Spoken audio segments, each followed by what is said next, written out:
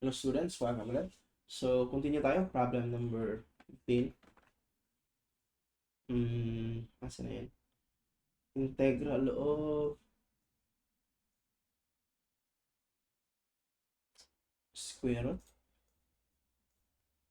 1, ano yan? 1 plus 2 sine 3x multiplied by cosine 3x dx. Again, I think it's obvious, no?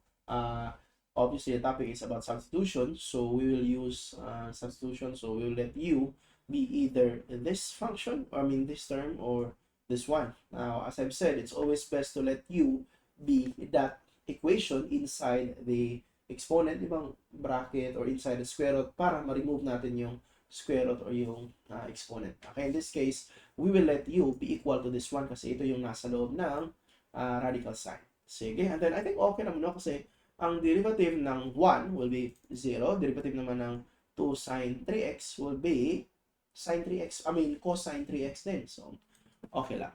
Sige, so let u be equal to ito. 1 plus yan. So, this will become, this will make du be equal to, again, derivative ng 1 is 0. And derivative nito will be 2. Derivative ng sine 3x will be positive cosine 3x. However, cosine 3x, but ano yung derivative ng, kasi ang nasa loob is 3x kasi. So, ano yung derivative ng 3x? That's 3. So, i-times 3 pa natin. Okay? dx. I hope okay tayo dyan, which makes our du be equal to 6 pala yan. Dapat, no? 6 cosine 3 dx. Okay? So, I think diretso na. Substitute natin. Now, ito, the equation inside the radical sign, we can substitute this one with u. However, we cannot directly substitute this one with du because we need the value, we need the coefficient 6. So what we will do, I will just actually multiply this one with 6. Okay? Now, if we will multiply this one with 6, see to it that we can neutralize the equation. Yung term na neutralize was actually coined from the book. So we need to neutralize this one. So if we multiply this one with 6, we must also multiply the whole equation with 1 over 6.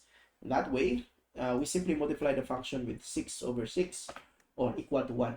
Multiplying the equation with 1 does not actually change the value of the equation. So with that, I think diretso na. So substitute. Sorry. Substitute, we have u. So this will become u. And then this whole term, 6 cosine 3x dx, will become du. Okay? And then notice, this is now a function that is easily, that we can easily integrate. Now, just remember to remove the radical sign or change the radical sign to an exponent. So we'll change this one with 1/2, no? Kasi yan yung exponent. So that's 1 over 2. Okay? And then with that, we can apply this equation wherein n is equal to 1/2. So our answer should be 1 over 6 times u to the power 1/2. However, that will be 1/2 plus 1.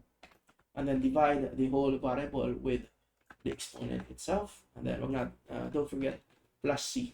Okay? So simplify. I will leave the part where you simplify this one. Anyway, you can easily use your calculator to simplify this one. So we have u to the power 3 over 2. U to the power 3 halves over 9 plus c.